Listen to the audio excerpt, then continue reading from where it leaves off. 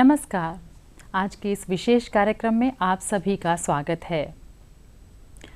दुनिया भर में लुप्त हो रही वनस्पतियों और वन्य जीव जंतुओं की प्रजातियों के प्रति लोगों को जागरूक करने के लिए हर साल 3 मार्च को विश्व वन्य जीव दिवस यानी वर्ल्ड वाइल्ड लाइफ डे मनाया जाता है।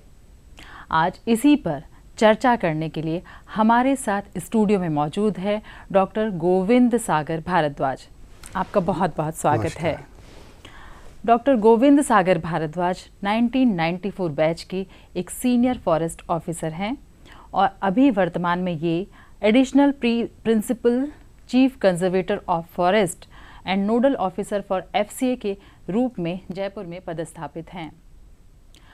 सबसे पहले हम इनसे यही जानने की कोशिश करेंगे कि आखिर वन्य जीव जंतुओं की जो प्रजातियां हैं उनका क्या महत्व है। सर प्लीज़ आप हमारे दर्शकों को ये बताने की जो है थोड़ी कोशिश कीजिए कि आखिर जो वन्य जीव जंतु हैं वो हमारे लिए क्यों इतने महत्वपूर्ण हैं। जब वन्य जीव की बात करते हैं तो उसमें हम जब भी कोई ध्यान में एक चीज़ आती है, जैसे बड़े बड़े जैसे जानवर मेगा कार्निवोर जैसे टाइगर हो, लेपर्ड हो या एलिफेंट हो, ये दिमाग में आता है। लेकिन वन्य जीव में बहुत ऐसी प्रजातियां हैं जिसमें मात्र जो हमारे बड़े बड़े जो जानवर जिसमें टाइगर हो, लेपर्ड हो, वही नहीं है, अपितु छोटे छोटे इंसेक्ट्स, छोटे छोटे बाकी जो जानवर हैं, छोटे चिड़ियाएँ हैं, वो सारे के सारे उसी सारे वन्य जीव में कहलाते हैं। हर एक वन्य जीव का उस पूरे के पूरे पारिस्थितिक तंत्र में एक अपना महत्व होता है, जिसको बोलते हैं ना कि इकोसिस्टम में एक फूड चेन होती है या फूड वेब होता है, जिसके बारे में हम सभी ने सुन रखा है। इनका अपना अपने आप में बहुत बड़ा महत्व है। जैसे हम बहुत छोटे से एक हनी बी की बात करते हैं, मक्खी मधुमक्खी होती है, उसका क्या महत्व है। हम तो सोचते हैं कि मधुमक्खी से हमें शहद मिलता है, बस इस चीज़ के बारे में ध्यान रखते हैं। लेकिन मधुमक्खी एक ऐसा एक इंसेक्ट है, एक वाइल्ड लाइफ है को मान लीजिए, जो एक पुष्प से, एक फूल से दूसरे फूल पे विचरण करता है पराग के लिए, जिसके कारण पॉलिनेशन होती है और पॉलिनेशन से ही बाकी द्वारा प्लांट्स विकसित होते हैं। तो उसका अपना महत्व है। कई ऐसे जानवर हैं जो एक क्षेत्र से दूसरे क्षेत्र में सीड्स का डिस्पर्सल करते हैं। सीड मीन्स जब बीज गिरते हैं तो उनको दूसरी जगह पहुंचाना भी होता है, जैसे प्रोपेगेशन बोलते हैं, वो महत्व होता है। वो चिड़ियाँ भी करती हैं, छोटे इंसेक्ट्स भी करते हैं, यहाँ तक चींटियाँ भी करती हैं। यही नहीं, कई ऐसे जानवर हैं जिसका हर्बीवोर्स से बात करते हैं, जैसे आपका हिरण है, राजस्थान में आपके सांबर डियर की बात करते हैं, या चीतल डियर की बात करते हैं, या एंटीलोप्स पे चिंकारा हो, या आपका ब्लैक बक हो। इनका अपना रोल है। हर्बीवोर्स मीन्स या प्राइमरी कंज्यूमर, जो उसको खाते हैं, किसको घास को खाते हैं, उसे खाने के बाद भी सीड्स का डिस्पर्सल करते थ्रू सीड्स कैल्सिफिकेशन। अब टाइगर की बात करते हैं, टाइगर का क्या रोल है। टाइगर पूरा जितने प्राइमरी प्रोड्यूसर जैसे हिरण है, सांबर है, इनको खाता है, इनको कंज्यूम करता है, यानी कि उनकी पॉपुलेशन को ये कंट्रोल करता है। अगर ज़्यादा पूरे बढ़ जाएंगे, ये सारी हिरण प्रजाति बढ़ती जाएगी, उनकी पॉपुलेशन बहुत हो जाएगी, तो अपने आप उस क्षेत्र में बहुत ज़्यादा वो जो जितना भी आपका घास पत्ती वो धीरे धीरे कम होना शुरू हो जाएगी, रीजनरेशन नहीं होगा नेचुरल फॉरेस्ट का। तो ये अपने आप में ही कोई भी जीव जंतु उसका एक इकोसिस्टम में महत्व होता है, जो उसको मेंटेन करता है, जिसको बोलते हैं ना आपका फूड वेब हो या फूड चेन हो, ये सारी की सारी आपस में इंटरलिंक्ड होती हैं। आपने जिस तरह से कहा कि टाइगर जो है उसका काफ़ी इम्पोर्टेंस है, तो हम लोगों के आम लोग हैं उन्हें ये समझ में कभी कभी नहीं आता है कि जो टाइगर रिज़र्व जो एक गवर्नमेंट ने बना रखे हैं जगह जगह पे, एक एक जो टाइगर होता है उसकी इतनी इम्पोर्टेंस होती है, मतलब उसका काफ़ी न्यूज़ होता है, सरकार काफ़ी पैसे इस पे लगाती है अपने टाइगर्स को बचाने के लिए, उनकी संख्या बढ़ाने के लिए। तो आप एक बार ये बताने की कोशिश कीजिए कि आखिर बाघ जो है वो इतना ज़रूरी क्यों है हम सब के लिए। बाघ जो हम सभी जानते हैं, बाघ ना एक फॉरेस्ट का अहम हिस्सा ही नहीं है, अपितु इस बाघ को, टाइगर को एक नेशनल एनिमल के रूप में भी घोषित किया हुआ है, हमारा राष्ट्रीय पशु के रूप में भी है। इसको कैरिस्मेटिक स्पीशीज़ के नाम से भी जाना जाता है। तो सबसे प्रश्न पहले ये आता है कि बाघ को ही हम क्यों बात करते हैं। नंबर 1, एक कैरिस्मेटिक स्पीशीज़ है और ये हमारे फॉरेस्ट इकोसिस्टम का टॉप कार्निवोर है, पूरी फूड चेन का सबसे टॉप ऊपर हिस्सा है। अगर बाघ है तो जंगल है, अगर जंगल है तो बाघ है, या वाइस वर्सा मान लीजिए इसको। अगर हम एक किसी टाइगर हैबिटेट में बाघ का संरक्षण करें, सिर्फ बाघ का संरक्षण सिर्फ उसको एंटी पोचिंग से नहीं होगी, अब बल्कि उसका पूरा का पूरा जो हैबिटेट है उसको भी बचाना पड़ेगा, तभी हम बाघ का संरक्षण कर सकते हैं।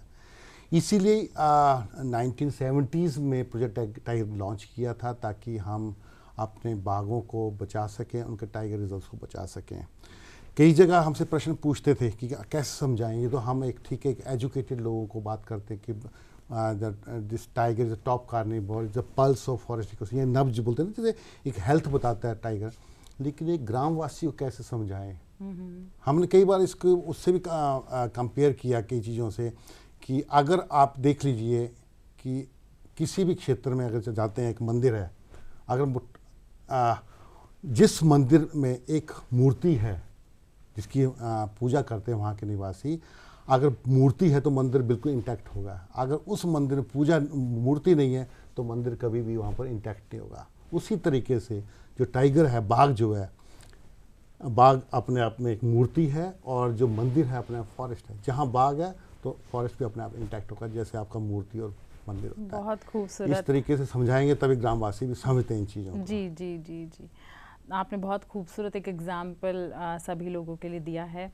और आपको 2011 में बेस्ट वाइल्ड लाइफ फोटोग्राफर का अवार्ड जो है वो भी मिला है। तो काफ़ी लोग जो हैं वो वाइल्ड लाइफ फोटोग्राफी या टूरिज़्म की दृष्टि से ही एक्चुअली जो हमारे जंगल हैं उनको देखते हैं। तो आप इस बारे में क्या कहना चाहेंगे कि पर्यटन जो है उसको वो बढ़ावा दे रहा है, या उससे नुकसान हमारे इन वन्य जीवों को या उनके जो क्षेत्र हैं उनको हो रहा है? जहाँ तक पर्यटन का सवाल है, जहाँ जहाँ पर्यटन हुआ है वहाँ पर हमेशा टाइगर्स बचे, जो हमने राजस्थान में देखा है। टूरिज्म एक ऐसा इसे टूल है कंजर्वेशन के लिए, जिससे एक लोगों में, बच्चों में, हमारी जनरेशन में एक अवेयरनेस, एक सेंसिटाइजेशन आती है किसके प्रति, वाइल्ड लाइफ को बचाने के लिए। हालांकि हमारे संविधान में आर्टिकल 48 में बिल्कुल क्लियर कर लिखा हुआ है कि हाँ, हर नागरिक का कर्तव्य है इसको बचाने के लिए, वो एक फंडामेंटल ड्यूटी भी है, और स्टेट की भी रिस्पॉन्सिबिलिटी है इसको बचाने की एज पर आर्टिकल 48। अब कर्तव्य हम अधिकार जानते हैं सब, लेकिन कर्तव्य के बारे में नहीं जानते। कर्तव्य तभी हम महत्व समझ पाएंगे जब तक हम सेंसिटाइज ना हो इसके प्रति, वाइल्ड लाइफ के प्रति, यहाँ के एनवायरनमेंट के प्रति या जीव जंतु के प्रति। ये तभी पॉसिबल है जब हमारी आने वाली जनरेशन, हमारे लोग, पर्यटक या ग्रामवासी स्वयं जाके टाइगर को या सफारी या जंगल को ना देखें। तो पर्यटन से तो ये फ़ायदा हुआ कि जितने भी हमारे देश के नागरिक, हमारे ग्रामवासी और जितनी भी जनता है, उनको टाइगर के बारे में पता लगा है, टाइगर पे क्या उसकी क्या इम्पोर्टेंस है। सिर्फ टाइगर ही नहीं, आप वाइल्ड लाइफ टूरिज़्म की बात करते हैं, उसमें चिड़िया भी आती है, सांबर चीतल भी आते हैं, यहाँ तक कि छोटे छोटे आपके प्लांट्स, एनिमल्स, सब चीज़ आती है। तो इनका इंटरप्रिटेशन अपने आप जब टूरिस्ट करता है या गाइड के माध्यम से करता, तो एक सेंसिटाइजेशन बढ़ती है। जब सेंसिटाइजेशन बढ़ती है, अवेयरनेस बढ़ती है, जो हमें एक सपोर्ट मिलता है गवर्नमेंट को भी कि हमें इसको कंजर्व करना है, वाइल्ड लाइफ को कंजर्व करना है, हैबिटेट को कंजर्व करना है और इकोसिस्टम कंजर्व करना है। तो मैं ये बिल्कुल मानता हूँ कि टूरिज़्म बहुत ज़रूरी है इसके लिए, कंजर्वेशन के लिए। हाँ, इसमें चेक एंड बैलेंसेस के रूप में एक रेगुलेटेड टूरिज़्म, ये नहीं कि बिल्कुल इस तरीके से हम टूरिज़्म करें जिसको हम इको टूरिज़्म आज बोलते हैं, उसका बाद में कन्वर्ट हो जाए इको टेररिज्म। वैसा कुछ नहीं होना चाहिए। एक बिल्कुल अच्छे तरीके से, बिना वाइल्ड लाइफ को डिस्टर्ब किए हुए, बिना हैबिटेट को डिस्टर्ब किए हुए अगर पर्यटन होता है तो बहुत अच्छा है हमारे वाइल्ड लाइफ कंजर्वेशन के लिए। जी, आपने बहुत पॉजिटिव बातें कही कि पर्यटन काफ़ी ज़रूरी है। इको टूरिज़्म का एक कॉन्सेप्ट हमारे पास में आ रहा है। और जैसे कि मैंने भी एक बार देखा था कि बहुत सारे लोग जो हैं अपनी आस्था को लेकर के, या कई बार उनमें एक अवेयरनेस नहीं होती, एक सेंसिटिविटी नहीं होती है। तो जैसे रणथंभौर है, वहाँ पे कुछ चिड़िया हैं, उनको वो कुछ खाना देते रहते हैं, वहाँ के लोग उनको मना करते हैं, जो फॉरेस्ट वाले हैं, कि प्लीज़ आप जंगल में जो है लोग इस तरह से जानवरों को या पक्षियों को खाना ना डालिए। हम लोग जगह जगह देखते हैं कि मछलियों को जो है आटे की गोलियाँ दी जाती हैं, बंदर हैं उनको तरह तरह का खाना जो है वो दिया जाता है। तो आखिर जो है इसमें आप क्या कहना चाहेंगे, ये कहाँ तक सही है और इससे क्या नुकसान अगर होता है तो क्या नुकसान इन जानवरों को होता है? आ रहा सवाल वन्य जीवों को खाद्य पदार्थ देने का। As per wild life protection act ये एक ऑफेंस है, ये हम सब जानते हैं। लेकिन हमारे जो लोग हैं, भाई बंधु हैं, हमारी कम्युनिटीज़ हैं, कई इवन पढ़े लिखे लोग भी वो एक आस्था के रूप में इनको हम खाद्य पदार्थ देते हैं। कई बार बंदरों को फीड करते हैं या पिजन्स को भी खिलाते हैं, कई वाइल्ड लाइफ को खिलाना शुरू कर देते हैं। इसका सबसे बड़ा नुकसान वाइल्ड लाइफ को ही होता है। हम सोचते हैं कि हम वाइल्ड लाइफ के लिए बहुत अच्छा कर रहे हैं, उसको खाना खिला रहे हैं, उसको बची हुई घर का खाना दे देते हैं, या उनको, मैंने यहाँ तक देखा कि जब हम मॉर्निंग कई बार घूमने जाते हैं तो उनको कई बार मिठाइयाँ तक देखने को मिली है जो घर में पड़ी होती हैं, वो भी डाल देते हैं। इससे दो जो नुकसान जो वाइल्ड लाइफ को होता है, सबसे बड़ा नुकसान तो ये है कि ये अपना वाइल्ड लाइफ जो इंस्टिंक्ट होती है, एक बिहेवियर, वो ख़त्म हो जाता है। जब वाइल्ड लाइफ इंस्टिंक्ट ख़त्म हो जाएगी, जो आपकी बंदर की, सिर्फ बंदर की पॉपुलेशन बात करता हूँ, रीसस मकाक जो लाल मुंह वाला बंदर है, एक वो पॉपुलेशन एक पूरी डिस्पर्स्ड होती है, छोटे छोटे उनके ट्रूप्स होते हैं, पूरे जंगल में फैली होती है एज नेचुरल। लेकिन जब एक उसके नज़दीक गांव है या कोई कस्बा है, वहाँ पर लगातार उसको कुछ फीड कर रहे हैं, तो सारी की सारी जितने ट्रूप्स हैं, पॉपुलेशन वहीं पर बैठे रहते हैं, वेट करते रहती है। वो अपना नेचुरल फूड खाना भूल जाते हैं, सिर्फ उसी के इंतजार में रहते हैं। और कई बार क्या होता है, इससे कम्युनिकेबल डिजीज़ बढ़ती हैं, और जो खिलाता है जो इंसान, उससे उनका इंटरेक्शन बहुत बढ़ जाता है। जब इंटरेक्शन बढ़ेगा तो कन्फ्लिक्ट भी होगा, तो उससे कन्फ्लिक्ट की सिचुएशन आती है। ये लाल मुंह बंदी बात करता हूँ। अगर लंगूर की बात करते हैं तो लंगूर की पॉपुलेशन में ह्यूमन बींग्स के पास आएगी, उसके नज़दीक रहेगी। यहाँ तक ये देखा कि लंगूर के साथ जो हम चुग्गा डालते कुछ लोग, तो उनके पीछे नील गाय की पॉपुलेशन आते हुए देखा है। उनके पीछे मैंने अभी रिसेंटली डेजर्ट फॉक्स को भी पीछे वही खाना खाते हुए देखा है। तो इससे प्रॉब्लम, कॉन्फ्लिक्ट बढ़ेगा। उन्हीं पॉपुलेशन के पीछे लेपर्ड भी आएगा, लेपर्ड भी अपने प्रीवियस के पीछे चलेगा। मोर आ रहे हैं, मोरों को खिला रहे हैं, तो उसकी पॉपुलेशन के पीछे लेपर्ड, जब लेपर्ड या टाइगर उसके पीछे आएगा अपने प्रीवियस के पीछे, तो डेफिनेटली ह्यूमन हैबिटेशन के पास उसका कन्फ्लिक्ट बढ़ेगा। उस कन्फ्लिक्ट के कारण आइदर ह्यूमन बीइंग का लॉस होता है, या प्रॉपर्टी का लॉस होता है, या उस एनिमल को ज़बरदस्ती पकड़ना पड़ता है, या उसको कोई मार देता है। तो ये हमेशा फाइनली वन्य जीव के लिए घातक रहा है। हम सोच रहे हैं उसके लिए अच्छा काम कर रहे हैं, लेकिन इनफैक्ट सच्चाई तो ये है, हम वन्य जीव के प्रति अच्छा काम नहीं कर रहे हैं, जो उनको आर्टिफिशियल जो खाना खिलाते हैं। उम्मीद करेंगे कि जो इस कार्यक्रम को देख रहे हैं उनमें ये जागरूकता आएगी कि वो इस तरह का काम जो है वो आगे नहीं करेंगे। वो अच्छा करने के लिए करते हैं, लेकिन उनको नुकसान पहुंचाता है। और जैसा कि आपने कॉन्फ्लिक्ट की बात कही है, तो 1999 में आपको स्टेट अवार्ड मिला है विलेजर्स की जान बचाने के लिए। और तो ये कई बार हम लोग हमेशा न्यूज़ में हमारे यहाँ पे आता रहता है कि जानवरों और मानवों के बीच में जो संघर्ष है वो कई बार उस क्षेत्र के आसपास देखा जाता है। कई बार ये भी कहा जाता है कि वहाँ से जो है पूरी तरीके से लोगों को हटा दिया जाए। लोग जो हैं वो कहते हैं कि हम सदियों से वहीं पर रह रहे हैं। तो वो जो एक कॉन्फ्लिक्ट है उसको आप किस तरह से देखते हैं, मानव और वन्य जीवों का जो संघर्ष है उसे?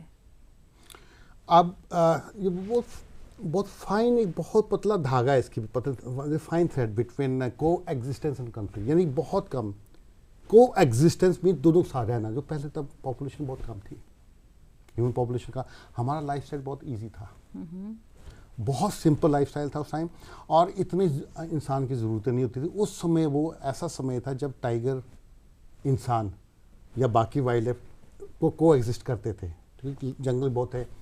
लेकिन आज के आधुनिक दौर में अब बिल्कुल हम अब 22वीं सेंचुरी की तरफ जा रहे हैं, 21st सेंचुरी चल रही है।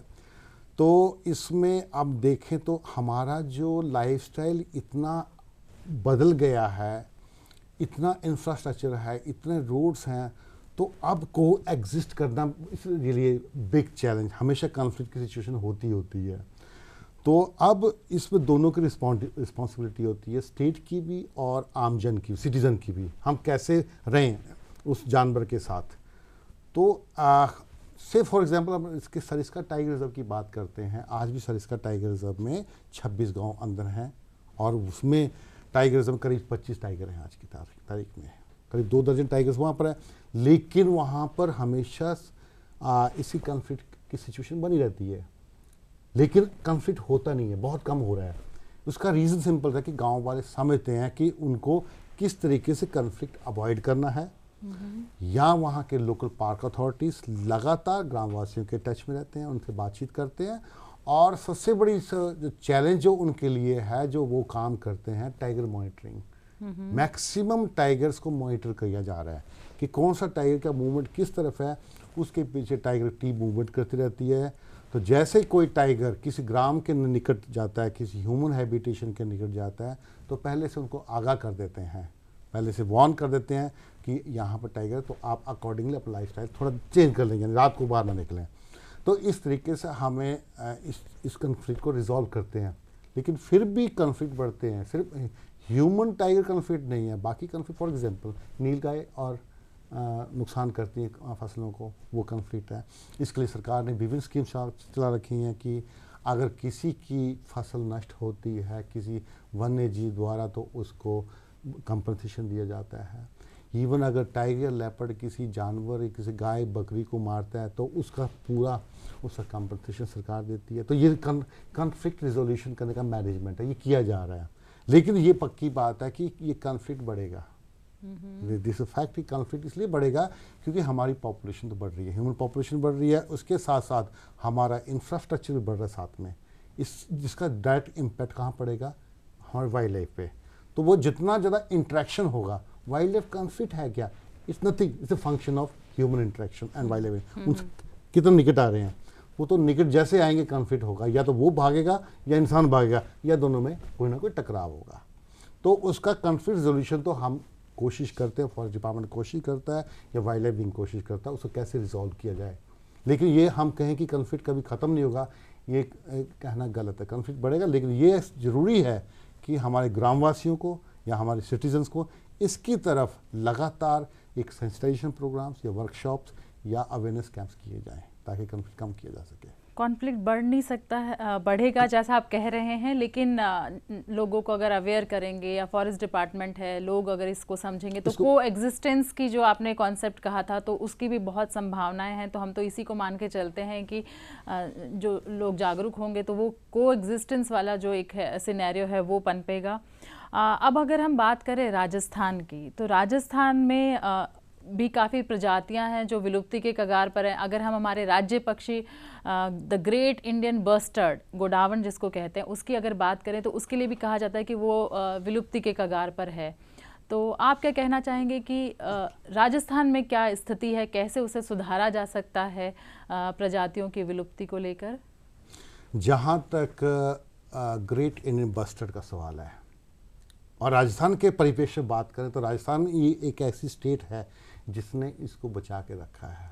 पूरी कंट्री की बात नहीं कर रहा हूँ, पूरे विश्व में राजस्थान ही एक ऐसा राज्य है, ऐसा क्षेत्र है जहाँ पर हमारे पास एक viable population great Indian bustard की मिलती है। बाकी सब जगह इसकी वाइबल पॉपुलेशन यानी ख़त्म हो चुकी है। करीब हमारे पास 100 से 150 के बीच में पॉपुलेशन है हमारे पास, और यही लास्ट पॉपुलेशन पूरी वर्ल्ड की है जो यही मिल रही है, जो कि बिल्कुल जैसलमेर क्षेत्र में मिलती है। जैसलमेर का हम आगे देख लीजिए, जो डेजर्ट नेशनल पार्क है या उसका एडजॉइनिंग एरिया, या कभी कभी vagrant records great Indian bustard के हमारे पास कभी सोखले ग्रासलैंड्स में आते हैं या उसके निकट क्षेत्रों में आते हैं। अदरवाइज ये पूरी पॉपुलेशन खत्म हो चुकी है।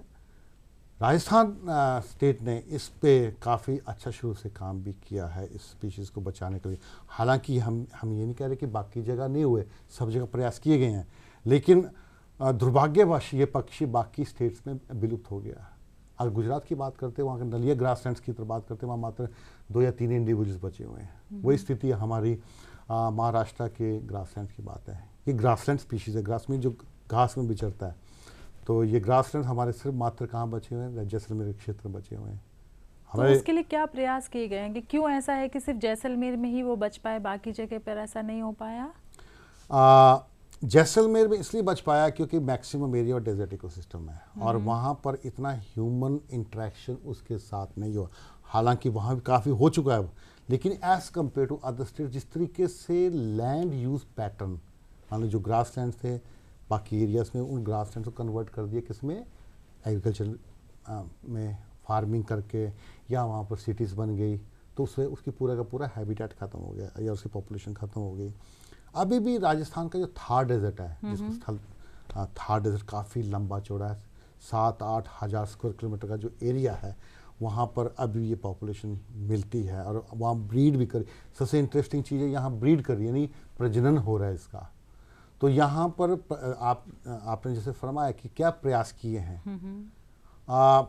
हालांकि शुरू से ही इसको बचाने के प्रयास के लिए किए गए। 1980 में इसी स्पीशीज़ को, ग्रेट इंडियन बस्टर्न यानी गोडावण को बचाने के लिए, साथ में इसके हैबिटेट को बचाने के लिए 1980 में डेजर्ट नेशनल पार्क यानी डेजर्ट नेशनल सेंचुरी बनाई गई थी वहाँ पर, वाइल्ड लाइफ सेंचुरी, जिसको बाद में प्री नोटिफाई भी किया नेशनल पार्क बनाने के लिए। करीब 3162 स्क्वायर किलोमीटर का एरिया इसके लिए रिजर्व रखा हुआ है, जो जैसलमेर और बाड़मेर में वो पहला प्रयास था। उसके बाद में लगातार 40 साल प्रयास होते रहे, वहाँ पर क्लोजर बनाए गए, इसकी पॉपुलेशन को मेंटेन करके रखा। हालांकि इतनी पॉपुलेशन नहीं बढ़ी, क्योंकि ये इस पॉपुलेशन, ये ग्रेट इंडियन बस्टर्ड ऐसी चिड़िया है जो बिल्कुल एक ग्राउंड नेस्टिंग बर्ड है। ग्राउंड नेस्टिंग मीन्स ज़मीन पे अंडे देती है, जिस इन अंडों के और इनके बच्चों के बहुत दुश्मन हैं, चाहे कौवे हों, चाहे लोमड़ियाँ हों, चाहे कुत्ते हों, ये सबकी पॉपुलेशन धीरे धीरे बढ़ी है। जब ज़मीन पे अंडा एक अंडा देते हैं तो ट्रैम्पलिंग के चांसेस रहते हैं, कोई गाय दौड़ती हुई आती है तो अंडा ट्रैम्पलिंग होता है। ये सबसे बड़ा इसलिए ड्रॉबैक है। अब ये 2011 में एक बस्टर्ड कॉन्फ्रेंस हुई थी दिल्ली में, जिसमें उन्होंने बस्टर्ड रिकवरी प्लान तैयार किया था। राजस्थान पहली स्टेट थी जब 2013 में माननीय मुख्यमंत्री महोदय ने उन्होंने वहाँ पर project great Indian bustard launch किया था डेजर्ट नेशनल पार्क में जाकर। मैं वहीं पर था as a chief conservator forest.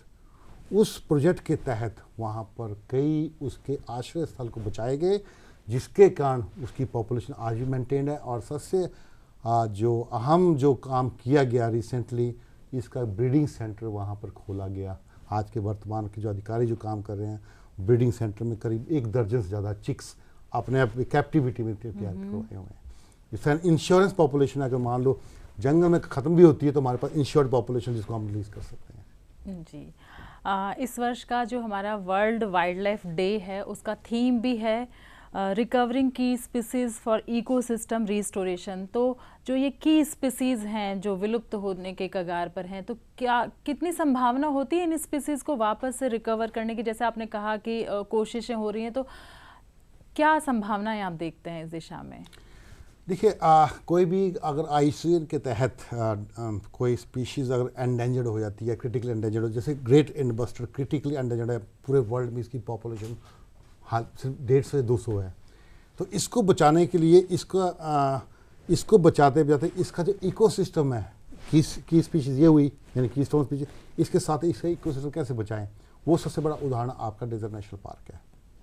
इस चिड़िया को बचाने के लिए इसका हैबिटेट को हमने टारगेट किया, फॉरेस्ट डिपार्टमेंट ने उसे टारगेट करते हुए उसके पूरे हैबिटेट को हमने कवर करना है। इनवायलेट स्पेस में क्लोजर बनाए, जहाँ क्लोजर ऐसे बने जहाँ कुत्ते भी ना जा पाएँ, इंसान भी ना जा पाएँ और मवेशी भी ना जा पाएँ, जिसके कारण इसके अंडे सुरक्षित रहें। लेकिन सबसे बड़ा चैलेंज था फॉरेस्ट डिपार्टमेंट के पास था कि स्थानीय निवासियों से बातचीत करना, क्योंकि जैसे किसी एरिया को बंद करते हैं तो स्थानीय ग्रामवासी उसमें विरोध करते हैं, तो उनको साथ लेके चलना है। तब उनको समझाया गया जिस तरीके से आपका हॉस्पिटल्स में एक मैटरनिटी वार्ड होता है जहाँ पर कोई अलाउड नहीं होता है, सिर्फ डॉक्टर होता है या महिला होती है, उसी तरीके से ये क्लोजर्स जो हम बंद कर रहे हैं, ये हमारे ग्रेट इंडियन बस्टर्ड का, गोडावण का मैटरनिटी वार्ड है। इस तरीके जो ग्रामवासी समझे तब क्लोजर बने, उन क्लोजर्स को एक पूरा इकोसिस्टम बचा, उसके बचने के साथ स्पीशीज़ की भी रिकवरी हुई और साथ में हमारा वहाँ का इकोसिस्टम वैसा मेंटेन रहा। This is one of the finest example. दूसरा टाइगर, तो आप जानते ही हैं, टाइगर का रिकवरी करने के लिए हमने 1970s में प्रयास शुरू किए और उस समय हमारी पॉपुलेशन करीब 1400 के करीब टाइगर हुआ करते थे। वर्तमान में हमारे पास करीब 3000 से ऊपर पॉपुलेशन है और जिसके कारण टाइगर के साथ साथ हमारे फॉरेस्ट इकोसिस्टम भी बचा है। चलिए, बहुत बहुत शुक्रिया आपका यहाँ पे आकर और इतनी अच्छा चर्चा आपने हमारे साथ में की। और जैसा कि अभी भारद्वाज जी ने बताया कि किस तरह से जो है सरकारें प्रयास कर रही हैं, वन विभाग प्रयास कर रहे हैं कि जो हमारी विलुप्त होती प्रजातियां हैं उन्हें हम सुरक्षित रख सकें, संरक्षित रख सकें। और जिस तरह से हम सभी जानते हैं कि किसी भी तस्वीर में जितने रंग होंगे वो उतनी ही सुंदर होगी, उसी तरीके से हमारी प्रकृति उतनी ही समृद्ध होगी जितनी ज़्यादा यहाँ पर वनस्पतियाँ और वन्य जातियों की प्रजातियाँ होंगी। तो उम्मीद की जानी चाहिए कि हम सभी इस दिशा में प्रयास करेंगे, को एग्जिस्टेंस और इको टूरिज्म जैसे कॉन्सेप्ट हैं उन्हें हम सफल बनाएंगे। और इसी के साथ आप सभी का बहुत बहुत धन्यवाद।